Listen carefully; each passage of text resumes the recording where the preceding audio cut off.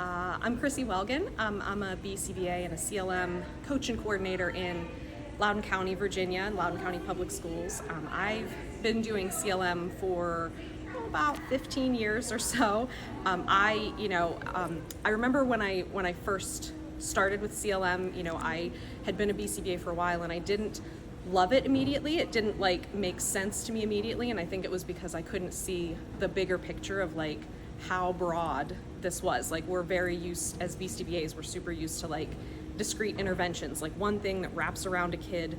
And so CLM for me, looking at something as a whole framework that can affect a whole culture or a whole school, was something that was really different. I think that was what I learned the first time I met Vicki. That was really when all of those pieces kind of came together for me. She was a visionary with that. It was the most complex and complete system that I've ever come across for anything, and that can work with anybody. And I think, as I've been implementing it in public schools, one of the things, when I first started off sort of implementing it, most schools wanted us to start in the self-contained special education programs, again kind of small around one classroom, still bigger than around one student, but small around one classroom. And so I was pumping out single subject designs, let me show you how I can make this behavior decrease, let me show you how I can increase skill acquisition. And that stuff was good, but I think everybody can do that. You know what I mean? There's lots and lots and lots of people that can do that. There's lots of models out there that can do that.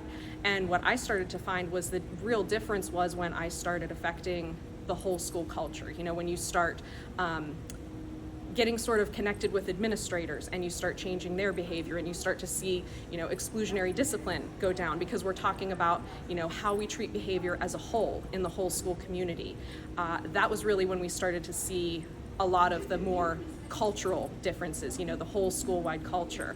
And I started getting asked to, train gen ed staff, and we, sort of started branching into, what's the fire in the gen ed classroom that's going on at the time.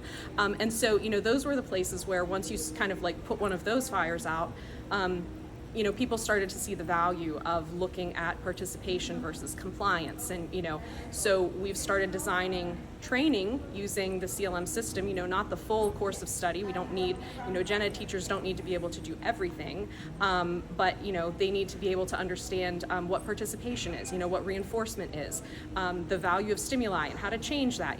These learners that are coming in and are, causing the biggest fires typically have a really negative learning history with education, with demands, with teachers, with school in general. And, CLM really helps us. It gives us a framework for changing that. It gives us a framework for training not just special education staff, but gen ed staff and, whole cultures and communities. And I think that's really the thing that makes CLM so different. It's so broad. And, it really addresses not just your learners, but your staff and your administrators and your parents and your coaches. Everybody's sort of trained the same way and part of this larger CLM global community that I think is really attributed to Vicki and what she created.